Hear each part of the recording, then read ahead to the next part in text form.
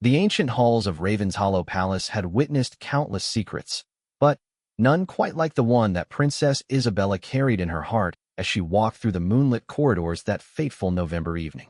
Her silk gown rustled against the marble floors, the sound echoing through the empty passageways like whispered confessions. The weight of what she was about to tell Prince Alexander felt heavier than the crown jewels themselves. Isabella paused before the ornate mirror that had reflected the faces of 5 generations of Ravenshollow royalty. Her emerald eyes, usually bright with mischief and joy, now held shadows deeper than the palace dungeons. The reflection staring back at her seemed like a stranger, pale, drawn, carrying the burden of a truth that would shake the very foundations of the monarchy. 3 months earlier, Isabella had been the picture of royal perfection. The people adored her charitable work, her genuine smile, and the way she brought light to every room she entered. She and Alexander had been the kingdom's golden couple, their love story capturing hearts across the realm and beyond. Their engagement had been celebrated with festivals that lasted for weeks, and their upcoming wedding was anticipated to be the event of the century. But everything had changed the day Dr. Whitmore had called her into his private office at the Royal Medical Center. The elderly physician, who had served the royal family for over 30 years, had delivered news that no amount of royal protocol could have prepared her for. The words still rang in her ears like funeral bells. "Your Highness, I'm afraid the results show a rare genetic condition that has remained dormant until now. The progression will be significant." Isabella had sat in stunned silence as Dr. Whitmore explained the implications. The condition, inherited through a distant bloodline that palace genealogists had somehow missed, would gradually affect her cognitive abilities. There was no cure, no treatment that could stop its advance. She would have perhaps 2 years before the symptoms became too severe to hide, maybe 3 if she was fortunate. The irony wasn't lost on her. She who had dedicated her life to medical charities, who had raised millions for research into rare diseases, was now facing her own medical mystery. The condition was so rare that only a handful of cases had ever been documented, and none in someone of her age and apparent health. Alexander knew something was wrong, of course.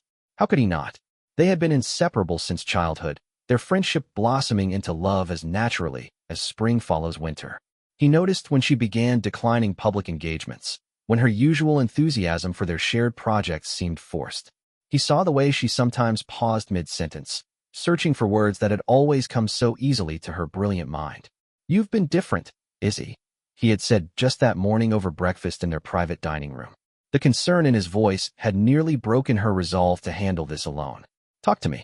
Whatever it is, we can face it together." But how could she tell him? How could she explain that the woman he loved, the future queen he had chosen, would gradually fade away before his eyes? How could she burden him with watching her lose herself piece by piece, knowing there was nothing he could do to stop it? The palace had already begun buzzing with whispers. The staff, ever observant, had noticed the frequent medical appointments disguised as charity visits. Lady Margaret, Isabella's longtime lady-in-waiting, had started watching her with the careful attention of someone who suspects but doesn't dare ask. Even the palace corgis seemed to sense something amiss, staying closer to her than usual, as if their animal instincts picked up on changes too subtle for human perception. Isabella's parents, the Duke and Duchess of Ashford, had been her pillars of strength throughout her life. Her father, a former military man, had taught her about duty and honor. Her mother, a renowned humanitarian, had shown her the importance of service. But even they didn't know the full truth. She had told them about some health concerns, enough to explain her recent behavior, but not the devastating reality of what lay ahead. The hardest part was the pretending. Every public appearance required an exhausting performance. She had to smile and wave, give speeches, and attend meetings, all while knowing that each event might be among her last as the vibrant princess the people knew and loved. The wedding planning had become particularly torturous. How could she choose flowers and music for a future she wouldn't be present to enjoy?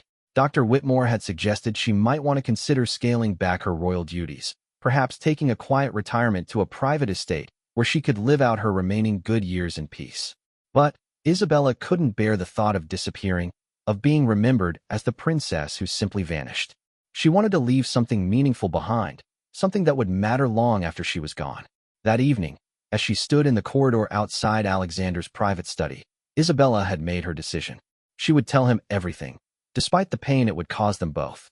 He deserved the truth, and she deserved to spend whatever time they had left without the weight of deception between them. Alexander was reviewing diplomatic correspondence when she knocked. His face lit up with that familiar smile that had been her anchor through so many storms. Izzy, I was hoping you'd come by. I've been thinking about what you said regarding the children's hospital project. I have some ideas that might. Alexander, she interrupted gently, her voice barely above a whisper. We need to talk. Something in her tone made him set down his papers immediately. He crossed the room to her, his blue eyes searching her face with the intensity of someone trying to read a map in dim light. What is it? You look like you've seen a ghost. In a way, she supposed she had. She had seen the ghost of her future self, the shadow of what she would become. Taking his hands in hers, she felt their warmth and strength, memorizing the sensation for the difficult days ahead. I need to tell you something, and I need you to listen to everything before you say anything, she began, her voice growing steadier with each word. What I'm about to tell you will change everything between us, and I understand if you need time to process it. I understand if you need to make different choices. Alexander's grip on her hands tightened. Isabella, you're scaring me. Whatever it is, we can work through it. We've always worked through everything together. She led him to the window seat where they had spent countless hours as children and teenagers, sharing dreams and secrets. The view overlooked the palace gardens where they had played and later walked as young adults discovering love. Soon, those gardens would hold only memories for her, but perhaps he would find new happiness there with someone else. 3 months ago, I started experiencing some difficulties, she began, choosing her words carefully. Small things at first. Forgetting appointments, losing track of conversations. I thought it was just stress from the wedding planning and increased royal duties. Alexander nodded encouragingly, though she could see worry creasing his brow. I saw Dr. Whitmore for what I thought would be a routine checkup. He ran some tests, then more tests. The results. Her voice caught, but she forced herself to continue. I have a rare genetic condition, Alexander. It affects cognitive function progressively. There's no treatment, no cure. I have perhaps 2 to 3 years before. She couldn't finish the sentence, but she didn't need to. Alexander's face had gone white, and she watched as the full implications of her words settled over him like a heavy shroud. The silence stretched between them, broken only by the distant sound of palace guards making their rounds and the soft ticking of the antique clock on his desk. Isabella watched as Alexander processed what she had told him, seeing the parade of emotions cross his features: denial, anger, bargaining, despair, and, finally, a fierce determination that reminded her why she had fallen in love with him in the first place. We'll get other opinions, he said finally, his voice hoarse but resolute. The best doctors in the world. Specialists in London, New York, Vienna. There has to be something. I've already done that, Isabella said softly. Dr. Whitmore connected me with colleagues across Europe and America. The diagnosis is certain, Alexander. I'm sorry. She watched as her words hit him like physical blows. This man who had been trained from birth to handle crises, to lead a nation through its darkest hours, was struggling to find words for this moment. The prince who could deliver inspiring speeches to thousands was struck silent by the reality of losing the woman he loved. How long have you known? He whispered. 3 months. 3 months, he repeated, and she could hear the hurt in his voice. You've been carrying this alone for 3 months? I needed time to understand it myself, to figure out what it meant for us, for the kingdom. I couldn't burden you until I was ready to talk about what comes next. Burden me? Alexander stood abruptly, beginning to pace the length of his study. Izzy, we're partners. We're supposed to share everything, the good and the bad. How could you think this was something you had to handle alone? The pain in his voice was almost worse than her own diagnosis. She had thought she was protecting him, but she realized now that her silence had been its own kind of cruelty. I was trying to spare you, she said. I thought maybe I could find a way to step back quietly, to disappear before you had to watch me change. I thought it would be easier for everyone if I just faded away. Easier. Alexander stopped pacing and turned to face her, his eyes blazing with an emotion she couldn't quite identify. Izzy, you are my heart. You are my future. Nothing about losing you could ever be easy, whether I watch it happen or wake up one day to find you gone. The raw honesty in his voice broke through the last of her defenses. The tears she had been holding back for months finally came, and with them, all the fear and grief and anger she had been carrying alone. Alexander was beside her in an instant, pulling her into his arms, and for a moment she let herself believe that love might be enough to change what couldn't be changed. "What do we do now?" she whispered against his chest, feeling his heart beating strong and steady beneath her cheek. "We live," he said simply. "We take whatever time we have, and we live every moment of it fully. We don't waste a single day on fear or regret."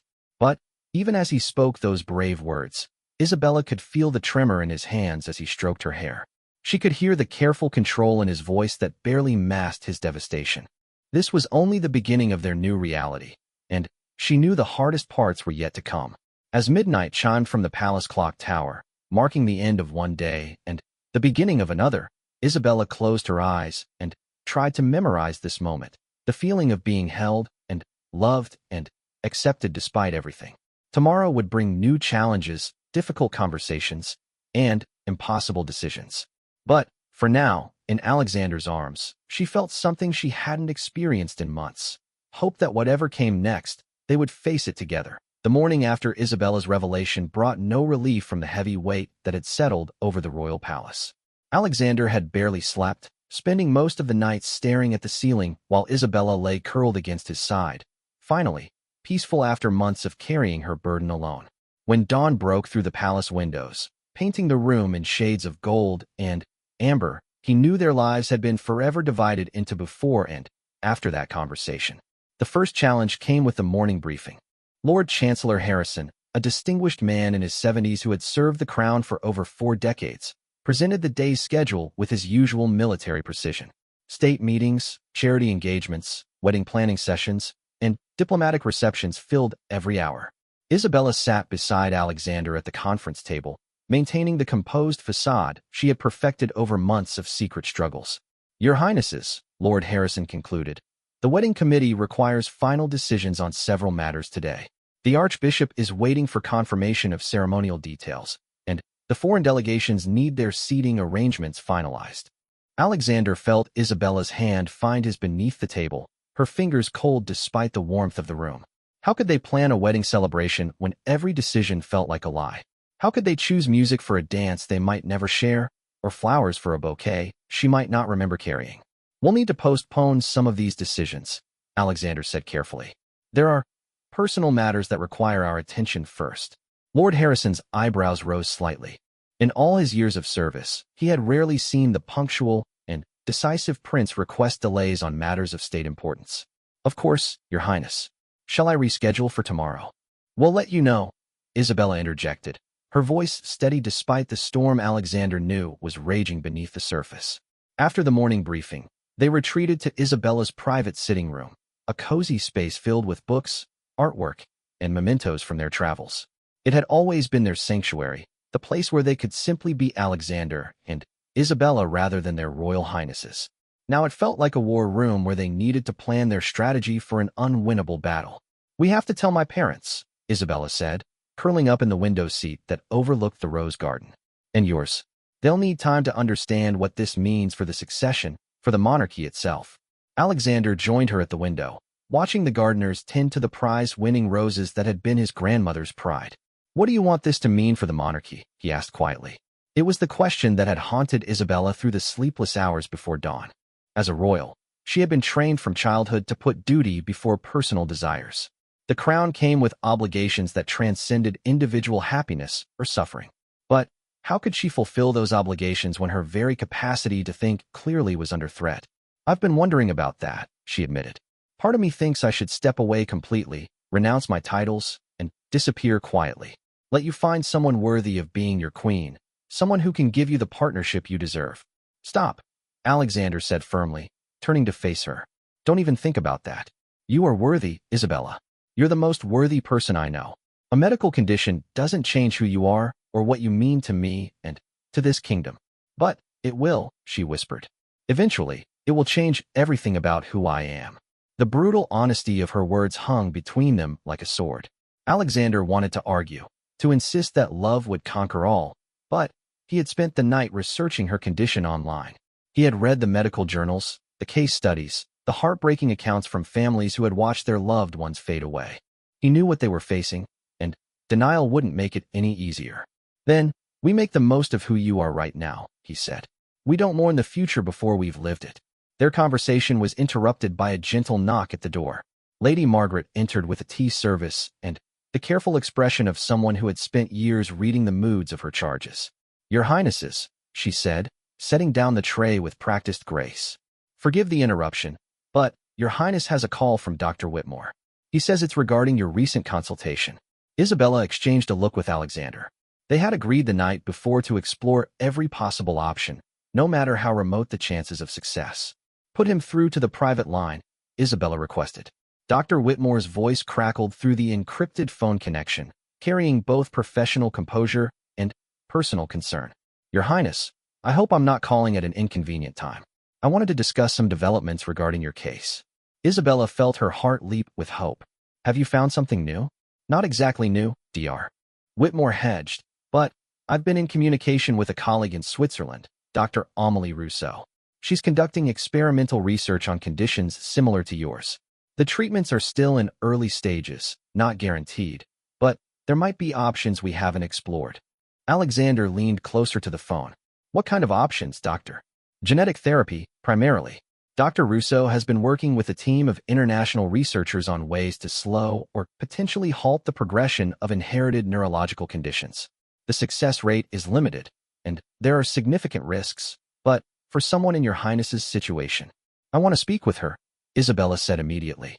"I've taken the liberty of arranging a consultation," Dr. Whitmore replied. "Dr. Rousseau can see you next week if you're willing to travel to Geneva discreetly. She understands the need for absolute confidentiality." After hanging up, Isabella felt the first real spark of hope she had experienced since her diagnosis.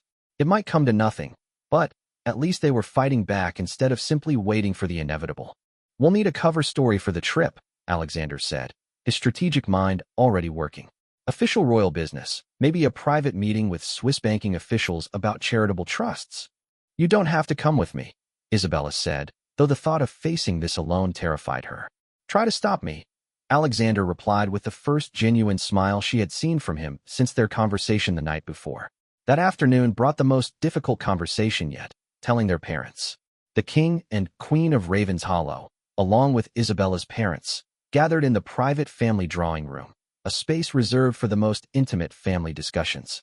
The formal portraits of long-dead royals seemed to watch disapprovingly as Isabella and Alexander prepared to shatter the carefully laid plans for their dynasty. King William, Alexander's father, was a man of few words but deep emotions. He had ruled Raven's Hollow with wisdom and compassion for over 30 years, always putting the welfare of his people above personal considerations. Queen Elizabeth, known for her grace under pressure, had been the perfect royal consort, balancing motherhood with public duties with seemingly effortless skill. Isabella's parents presented a study in contrasts. The Duke of Ashford maintained his military bearing even in civilian clothes, while the Duchess radiated the warmth and empathy that had made her a beloved figure in charitable circles.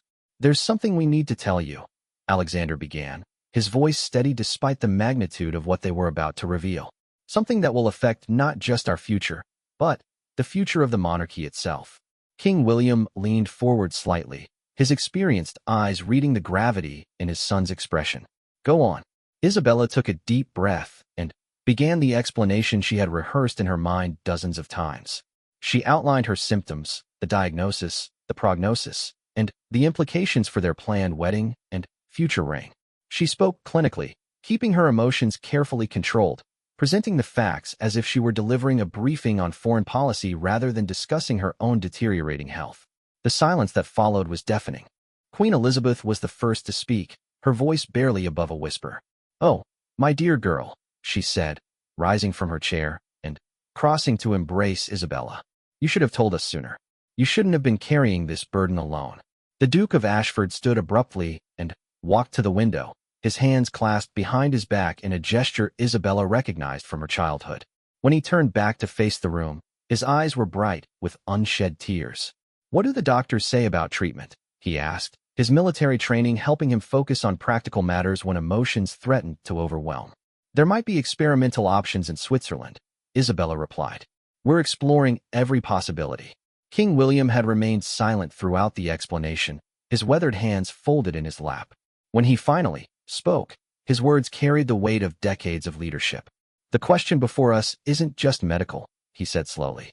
It's constitutional. The people of Raven's Hollow deserve a monarch who can serve them fully and completely.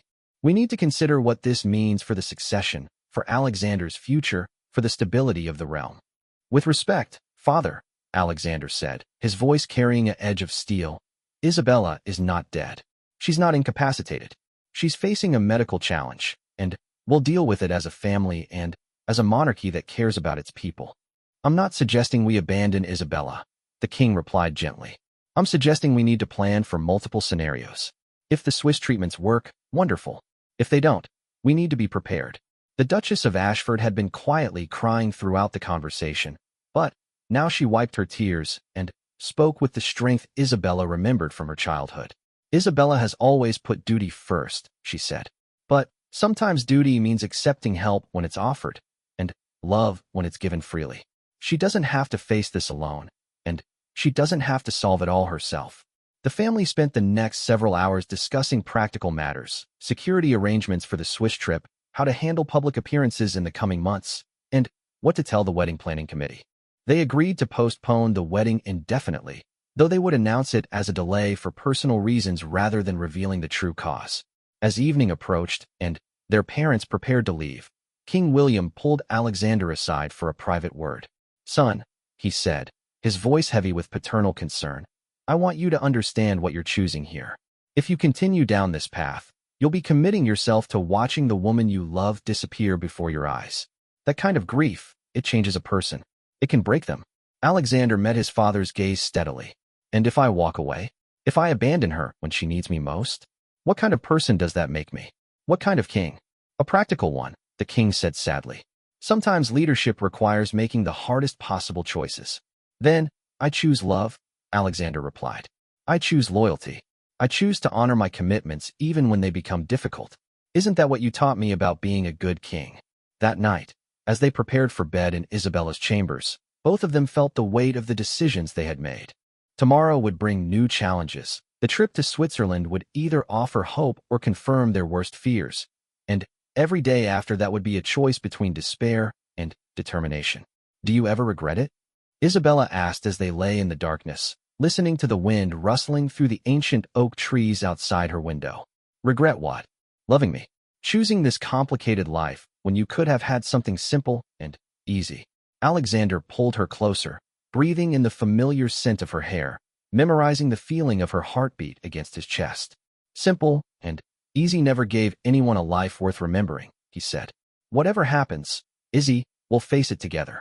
That's not a burden, it's a privilege. As Isabella drifted off to sleep for the first time in months without the weight of secrets crushing her chest, she allowed herself to believe that maybe, just maybe, love really could conquer all. Tomorrow would test that belief. But tonight, it was enough to hope. The private jet cut through the clouds above the Swiss Alps, carrying Isabella and Alexander toward what might be their last real hope. Below them, the snow-capped peaks gleamed in the afternoon sunlight, their beauty a stark contrast to the tension that filled the aircraft's cabin. Isabella stared out the window, watching the landscape transform from rolling green hills to dramatic mountain vistas, each mile taking them further from the familiar comfort of home and closer to an uncertain future. Geneva appeared before them like a jewel nestled between lake and mountains, its cosmopolitan elegance masking the cutting-edge medical research facilities hidden within the city. The Swiss government had arranged for their arrival to be completely private. No press, no fanfare, just a discreet convoy of unmarked vehicles that whisked them from the airport to a modern medical complex on the outskirts of the city. Dr. Amélie Rousseau met them personally at the entrance to the Neuroscience Research Institute. She was younger than Isabella had expected, perhaps in her early 40s, with intelligent dark eyes and an aura of confidence that came from years of groundbreaking research. Her handshake was firm, her smile warm but professional. Your Highnesses, she said in accented English, welcome to Geneva. I know this journey cannot have been easy for you, but I want you to know that you've come to the right place. We may not have all the answers, but we have more options than existed even 5 years ago. The institute itself was a marvel of modern architecture and technology. Glass corridors connected sleek laboratory spaces where researchers worked with equipment that looked more like science fiction than medical reality. Dr. Rousseau led them to her private office, a space that managed to be both highly professional and warmly welcoming. Before we discuss treatment options, she began, settling behind her desk with Isabella's medical files spread before her. I want you to understand exactly what we're dealing with. Dr. Whitmore has shared your test results with me, and I've had our team run additional analyses. The condition you're facing is indeed rare, but it's not entirely unknown to us. Isabella felt Alexander's hand find hers as Dr. Rousseau continued. Your particular variant affects the hippocampus and temporal lobes primarily, the doctor explained, using a tablet to show them brain scans and genetic sequences. This means memory formation and processing will be the first areas impacted, but the progression is typically slower than other variants of similar conditions. What exactly does slower mean? Alexander asked, his voice carefully controlled. Traditional estimates suggested 2 to 3 years before significant impairment. However, recent research indicates that with proper intervention, we might extend that timeline considerably. Some of our patients have maintained cognitive function for 5, even 8 years after diagnosis. For the first time since leaving Raven's Hollow, Isabella felt genuine hope stirring in her chest. 8 years wasn't forever, but it was enough time to matter. Enough time to make a difference. Enough time to live. What kind of intervention are we talking about? She asked. Dr. Rousseau touched her tablet screen, bringing up a complex diagram of genetic structures. We're pioneering a combination approach. Gene therapy to slow the progression, targeted medications to protect neural pathways, and cognitive training protocols to maximize existing brain function. It's not a cure, but it's the closest thing we have to one. What are the risks? Alexander asked, ever the strategist, even in matters of the heart. The gene therapy involves introducing modified viral vectors into the brain. There's always a risk of immune reaction, infection, or unintended consequences. Some patients experience temporary disorientation, mood changes, or flu-like symptoms. In very rare cases, there can be more serious complications. The room fell silent as they absorbed this information. Isabella had come here hoping for a miracle, but what Dr. Rousseau offered was something more complex. A chance, but one that came with its own dangers. How many patients have undergone this treatment? Isabella asked. 43 in our pilot program over the past 3 years. 38 have shown measurable improvement or stabilization. 3 experienced no significant change. 2 had serious complications that required discontinuation of treatment. Isabella did the math quickly. An 88% success rate was better than anything else they'd been offered, but a 5% chance of serious complications wasn't negligible either. I need to see the data, she said. All of it. Success stories, failures, everything in between. If I'm going to make this decision, I need to understand exactly what I'm choosing. Dr. Rousseau smiled for the first time since their meeting began. I was hoping you'd say that. I have several patients who've agreed to speak with you, if you're interested. Real people with real experiences, not just statistics on a page.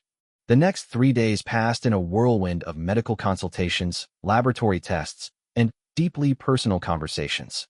Isabella spoke with Marie, a former professor who had maintained her cognitive abilities for 6 years after treatment. She met Thomas, an artist whose creativity had actually seemed to flourish after the gene therapy. She also spoke with Elise, whose treatment had failed, and who was now in advanced stages of her condition, barely able to recognize her own children. The conversations were both inspiring and terrifying.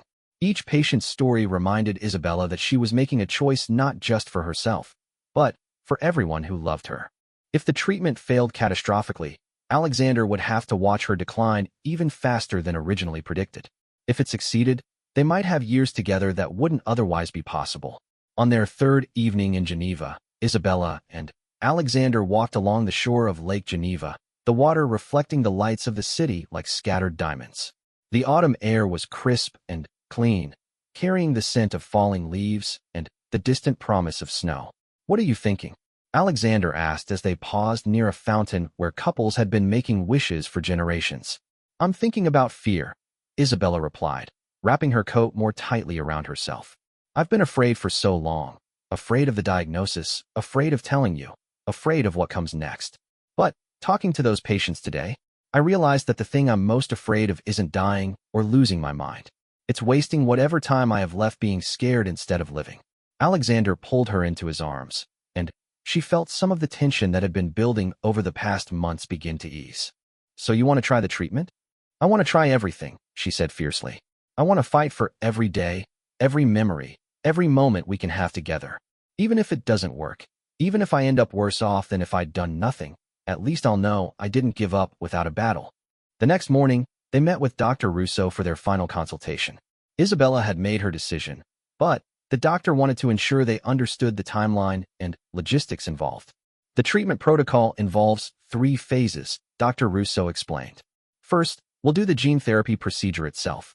You'll need to stay here for 2 weeks for monitoring. Then, there's a 6-month period of targeted medication and cognitive training that can be done partially at home. Finally, ongoing maintenance therapy that will require quarterly visits to Geneva. What about public duties? Alexander asked. Isabella has significant responsibilities that can't simply disappear. The initial 2 weeks will require complete rest and isolation, Dr. Russo said. After that, normal activities can gradually resume, though we'll need to monitor stress levels carefully. High-stress situations can actually accelerate the progression we're trying to slow. Isabella thought about the demands of royal life, the constant public scrutiny, the packed schedule of events and obligations, the pressure of always being on for cameras and crowds. Could she continue to fulfill her royal duties while managing a complex medical treatment? Did she even want to? There's something else, Dr. Russo continued. The treatment works best when patients have strong emotional support systems and clear goals for their future. The brain responds to purpose and connection. If you go through with this, you'll need to think carefully about how you want to spend the time you're fighting to preserve. That afternoon, Isabella and Alexander sat in their hotel suite overlooking Lake Geneva, making lists of everything they wanted to do, see, and accomplish if the treatment gave them more time together. The list grew longer and more ambitious as they talked, traveling to places they'd only dreamed of visiting, starting a foundation for rare disease research, writing a memoir about their experience, maybe even having children if the doctors cleared it as safe. Are you sure about this? Alexander asked as they prepared for bed on their final night in Geneva. Once we start down this path, there's no going back. The treatment will change you, maybe in ways we can't predict. Isabella looked at him in the mirror as she brushed her hair, seeing the man who had stood by her through the worst months of her life, without wavering. I'm sure, she said. Not because I'm not afraid, but because I'd rather face the unknown fighting than face it surrendering. We don't know if this will give us 5 more years or 5 more months, but whatever we get, it'll be ours. The next morning, as their plane lifted off from Geneva, carrying them back to Ravens Hollow, and the next phase of their journey, Isabella felt something she hadn't experienced since her diagnosis: excitement about the future. It might be a future filled with medical procedures and uncertainty, but it was theirs to shape. Alexander squeezed her hand as the Swiss Alps fell away beneath them. Ready to go home and start our new adventure? He asked. Isabella squeezed back, watching the familiar landscape of her homeland appear on the horizon. Ready, she said, and for the first time in months, she meant it completely. But neither of them could have predicted what would be waiting for them when they landed. The palace was in an uproar. The press had somehow gotten wind of their mysterious Swiss trip, and King William had some very serious questions about what they had committed themselves to without consulting the crown. Their real battle was just beginning, and this time, they would be fighting not just Isabella's condition, but the very institution they had sworn to serve. The royal motorcade swept through the gates of Ravens Hollow Palace under a gray November sky that seemed to mirror the mood waiting for them inside. Isabella pressed her face to the window of their armored vehicle, watching the familiar stone towers and manicured gardens that had been her second home for over a decade. Something felt different about the palace today. There were too many cars in the courtyard, too much activity for a normal weekday afternoon. Looks like we have company, Alexander observed, noting the additional security personnel and the fleet of government vehicles parked near the main entrance. Lord Chancellor Harrison met them at the palace steps, his usually composed expression betraying signs of stress that immediately put Isabella on high alert. Behind him stood several members of the Privy Council, the Archbishop of Ravens Hollow, and most ominously, the Prime Minister with several of his senior advisors. Your Highnesses, Lord Harrison said with a formal bow that felt more distant than his usual warm greeting. His Majesty requests your immediate presence in the state drawing room. Isabella felt her stomach drop. The state drawing room was reserved for the most serious official business: constitutional crises, declarations of war, or discussions that would fundamentally alter the future of the monarchy. Whatever was happening, it was far more serious than questions about their unexplained trip to Switzerland. Alexander took her hand as they walked through the palace corridors, past portraits of kings and queens who had faced their own moments of crisis. The ancient stones seemed to whisper warnings about the price of putting personal needs ahead of royal duty. The state drawing room was filled with grim faces and the kind of tension that preceded life-changing decisions. King William sat at the head of the massive oak table that had witnessed centuries of royal deliberations. Queen Elizabeth sat to his right, her face pale but composed.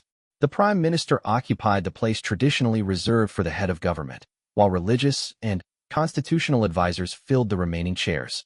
"Alexander, Isabella," the king said without preamble, "please be seated. We have much to discuss." Isabella chose a chair near the middle of the table, directly across from the Prime Minister. The symbolism wasn't lost on her. She was being positioned as the subject of this meeting rather than a participant in it. "While you were away," the king began, his voice carrying the formal tone he used for matters of state, "certain information has come to light regarding Princess Isabella's health situation. Information that has significant implications for the crown and the constitutional future of this realm." Isabella's blood turned to ice. "What information?" The Prime Minister cleared his throat and opened a leather portfolio. "Your Highness, 3 days ago our office received an anonymous communication containing detailed medical records, including diagnosis information and treatment options being explored in Switzerland. The communication also included photographs of you entering and leaving the Neuroscience Research Institute in Geneva." The betrayal hit Isabella like a physical blow. Someone with access to her most private medical information had violated her trust and privacy in the most devastating way possible. Her mind raced through the possibilities. Dr. Whitmore's staff, someone at the Swiss clinic, even palace personnel who might have had access to their travel arrangements. "Who?" she whispered. "Who would do this?" "That investigation is ongoing," the king replied. "But the damage, I'm afraid, has been done. The information is now in the hands of several major news organizations. We have perhaps 24 hours before this becomes public knowledge." Alexander stood abruptly, his chair scraping against the polished floor. "So we're not here to discuss Isabella's health or her treatment options. We're here because someone violated her privacy, and now you're worried about damage control." "We're here," the Prime Minister said carefully, "because the constitutional implications of this situation require immediate attention. The people of Ravenshollow have a right to know if their future queen is capable of fulfilling her duties." "She's not even queen yet," Alexander shot back. "She's a private citizen who happens to be engaged to the heir apparent. Her medical information should be protected just like any other citizen's." The Archbishop of Ravenshollow, an elderly man who had served the church and crown for over 40 years, leaned forward.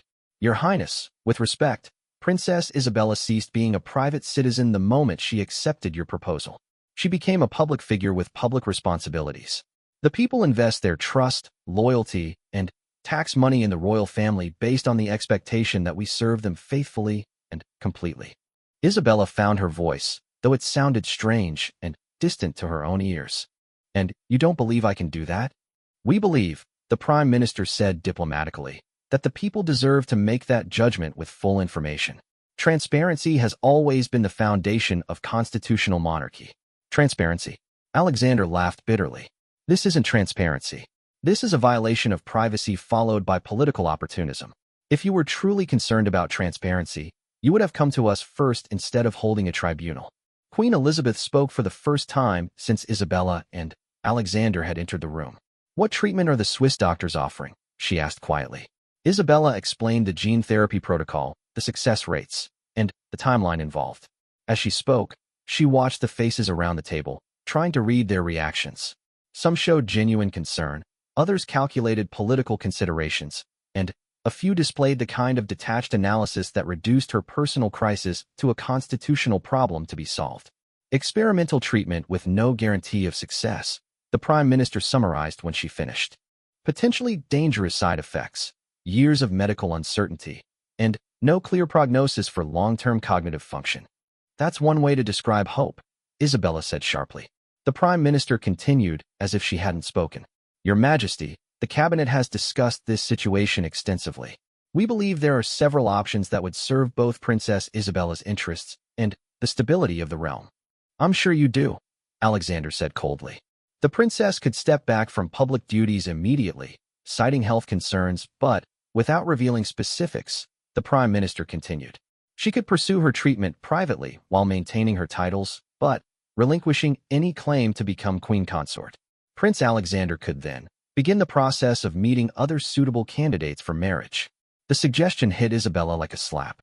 They were discussing her replacement as casually as they might discuss replacing a broken piece of furniture. Absolutely not, Alexander said before she could respond.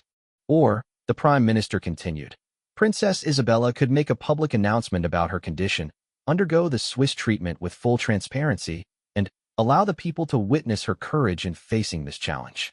If the treatment succeeds, she could resume her full duties.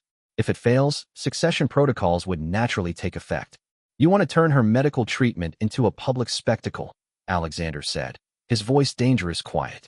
We want to give the people the truth and let them decide how to respond, the Prime Minister replied. The royal family serves at the pleasure of the people.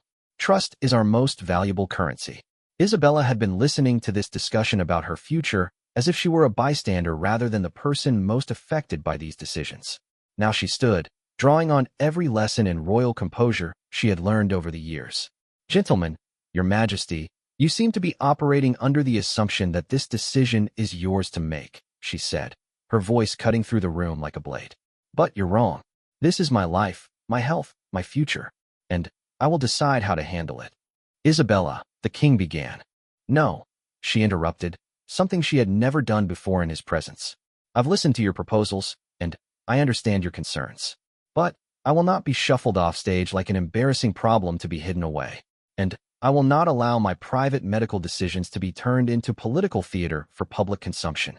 She walked to the window that overlooked the palace gardens, gathering her thoughts and her courage. When she turned back to face the room, her decision was clear. I will undergo the treatment in Switzerland as planned. I will continue my royal duties as long as I'm capable of performing them effectively. When that's no longer the case, I will step aside gracefully. But I will not disappear, and I will not let fear of public judgment dictate my medical choices. And if the press publishes the story tomorrow, the Prime Minister asked, then we'll deal with it truthfully and with dignity, Isabella replied. We'll explain the situation honestly, discuss the treatment options, and trust the people to respond with the compassion and understanding they've always shown the royal family during difficult times. The room erupted in worried voices as advisors began discussing press strategies, security concerns, and constitutional precedents.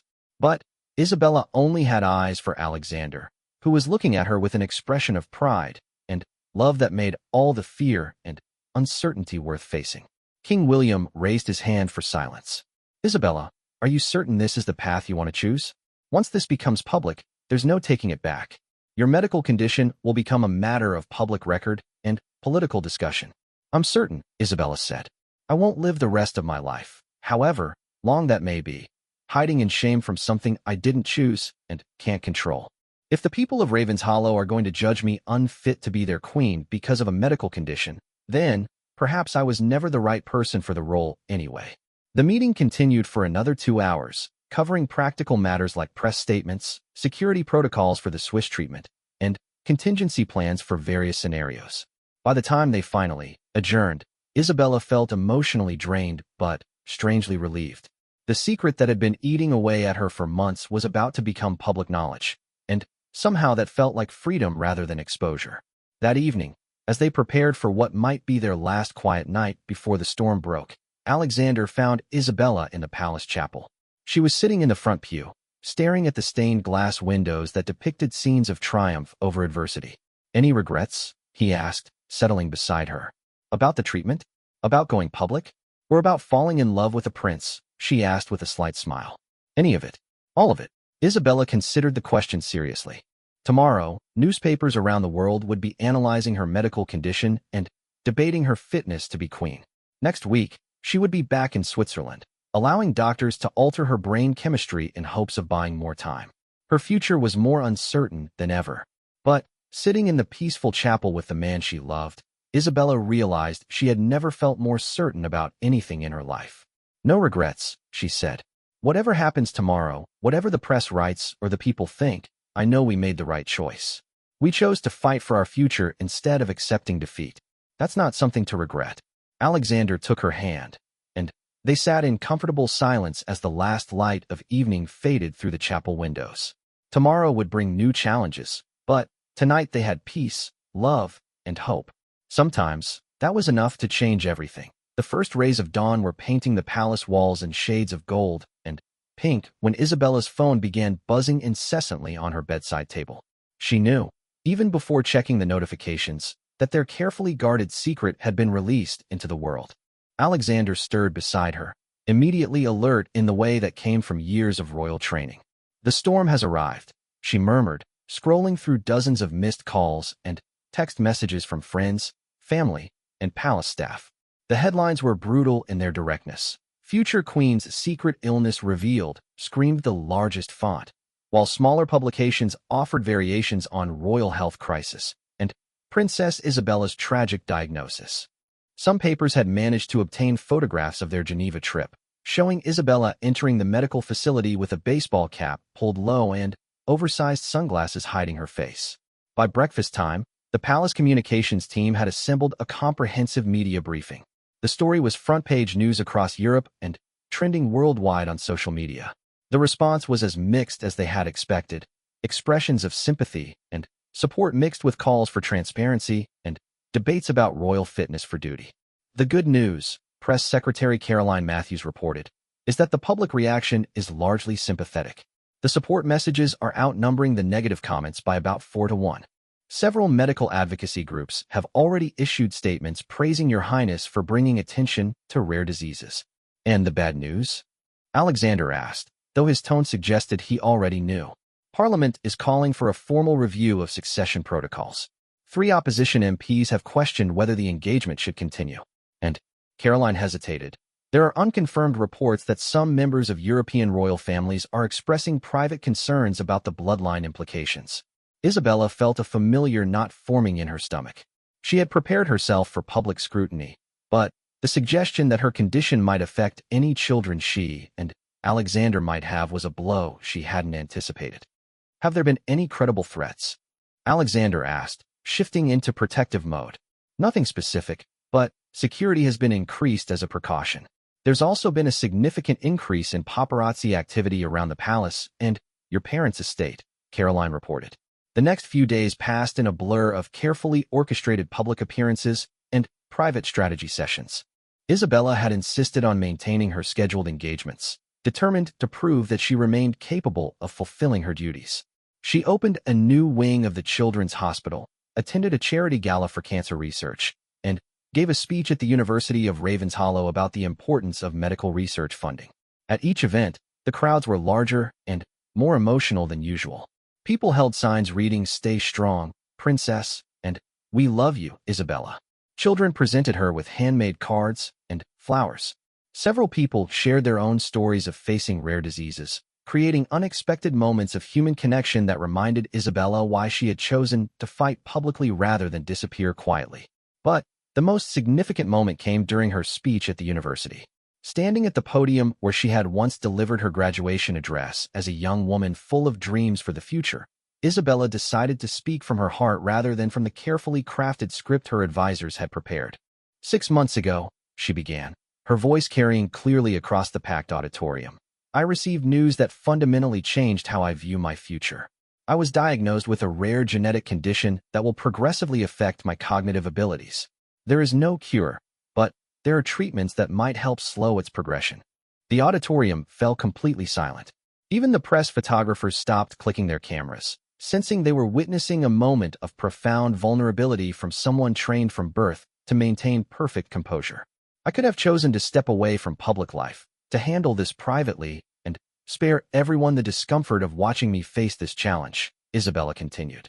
"But I realized that choosing to hide would mean abandoning everything I believe about service, courage, and the responsibility we have to each other." She paused, seeing faces in the crowd that reflected her own journey: fear, hope, determination, and love. "I don't know what my future holds. I don't know if the treatment I'm about to begin will give me 5 more years of clear thinking or 5 more months. But I know that however much time I have, I want to spend it fighting for causes that matter, loving the people who matter to me, and proving that a medical diagnosis doesn't define the value of a life." The standing ovation lasted for nearly 5 minutes. Isabella saw tears on faces throughout the auditorium, and she realized that by sharing her vulnerability, She had somehow become stronger rather than weaker in the public eye. That evening, as they prepared for her return to Geneva, Isabella and Alexander received an unexpected visitor. King William arrived at their private apartments alone, without the usual retinue of advisors and security personnel that typically accompanied royal visits. "Father," Alexander said, surprise evident in his voice. "We weren't expecting you. I wanted to speak with you both privately before Isabella begins her treatment," the king said, settling into one of the comfortable armchairs near their fireplace. "There are things that need to be set away from committees and constitutional experts." Isabella felt her pulse quicken, uncertain whether this private audience boded well or ill for their plans. "I've been thinking about your situation for weeks," the king continued, not as a monarch weighing constitutional implications, but as a father watching his son face the most difficult challenge of his life, and as someone who has come to love Isabella like a daughter. The unexpected warmth in his voice brought tears to Isabella's eyes. "When I married your mother," he said, addressing Alexander, "the doctors told us there was a significant chance our children might inherit a blood disorder that had appeared in previous generations of our family. We were young and in love, and we decided to take that risk because we couldn't imagine any future that didn't include each other." Isabella knew the story, of course. The royal family had been open about the genetic testing that had ruled out the blood disorder in both Alexander and his sister, but she had never heard it described in such personal terms. "Obviously, you and Margaret were both healthy," the king continued. "But we spent years not knowing, facing the possibility that our love might result in suffering for our children. The point is, we chose love over certainty, hope over fear. And I've never regretted that choice." "What are you saying?" Alexander asked quietly. "I'm saying that I've watched you both handle this crisis with more grace and courage than I showed during my own early years as a royal. I'm saying that the monarchy has survived wars, revolutions, and scandals because it adapts to serve the people rather than demanding that people serve it. And I'm saying that if the people of Ravenshollow have any sense, they'll recognize that having a queen who understands suffering, who faces adversity with dignity, who fights for every precious moment of life, might be exactly what the monarchy needs." Isabella felt overwhelmed by the unexpected support from someone whose approval she had desperately wanted, but never dared hope for. "Does this mean you support our decision?" she asked. "It means I support you," the king replied simply. "Both of you. Whatever happens with the treatment, whatever challenges you face, you have my full backing as your king and your family." The flight back to Geneva felt different this time. Instead of traveling in secret, they were accompanied by a small media pool and additional security personnel. Dr. Rousseau met them at the airport with a team of specialists, and Isabella felt the weight of the world's attention as they made their way to the medical facility. The gene therapy procedure itself was surprisingly anticlimactic. Isabella lay in a hospital bed while sophisticated machines delivered modified viral vectors to her brain through precisely placed injections. She remained awake throughout the process, talking with Alexander and Dr. Rousseau about everything from medical ethics to royal protocol to their favorite movies.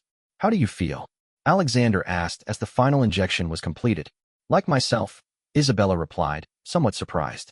"I was expecting some dramatic moment of transformation, but I just feel normal. The changes will be gradual and largely invisible," Dr. Rousseau explained. "We'll monitor your progress through cognitive testing, brain imaging, and neurological examinations over the coming months. The real test will be whether we can slow or halt the progression of symptoms over time." The 2 weeks of observation that followed were filled with a constant stream of visitors, well-wishers, and media attention. Isabella's hospital room was transformed into a temporary office where she could continue some of her royal duties remotely. She participated in video conferences with charity boards, reviewed briefing documents for upcoming events, and even recorded a special message for International Rare Disease Day. The global response to her openness about her condition was overwhelming. Donations to rare disease research organizations increased by over 300% in the weeks following her announcement. Medical facilities reported increased interest in genetic testing and research participation. Most importantly, dozens of other patients with similar conditions reached out to share their own stories, creating an unexpected community of support and understanding. 3 weeks after the initial treatment, Dr. Rousseau delivered the first progress report. "The viral vectors have integrated successfully," she announced during their morning consultation. Your brain tissue is responding well to the genetic modifications, and we're seeing early indicators that the treatment may be effective. What does that mean in practical terms? Alexander asked. It means we have reason for cautious optimism, Dr. Russo replied. The progression markers we would expect to see at this stage are either absent or significantly reduced. If this pattern continues, Princess Isabella may maintain her current cognitive abilities far longer than the original prognosis suggested. That evening, as they walked along Lake Geneva for what might be their final time as patients rather than tourists, Isabella reflected on the journey that had brought them to this moment. 6 months earlier, she had been facing a future filled with loss and decline. Now, she was looking at years of possibility, even if they came with uncertainty. Do you think we made the right choice? She asked Alexander as they paused near the fountain where they had made wishes weeks earlier. I think we made the only choice we could live with, he replied. Win or lose, we fought for our future together. That's what love does, it fights. Isabella pulled a coin from her pocket and closed her eyes, making one final wish before tossing it into the fountain. This time, she wasn't wishing for a cure or a guarantee. She was wishing for the courage to face whatever came next with the same grace and determination that had brought them this far. As they walked back toward their hotel, hand in hand under the Swiss stars, Isabella felt something she had thought was lost forever: excitement about tomorrow. Whatever challenges awaited them back in Raven's Hollow, constitutional debates, public scrutiny, medical uncertainties, they would face them together, with hope as their compass and love as their strength. The future queen of Raven's Hollow was going home to claim her destiny, not despite her condition, but because of how she had chosen to face it. And, in doing so, she had already begun to transform what it meant to wear a crown in the modern world.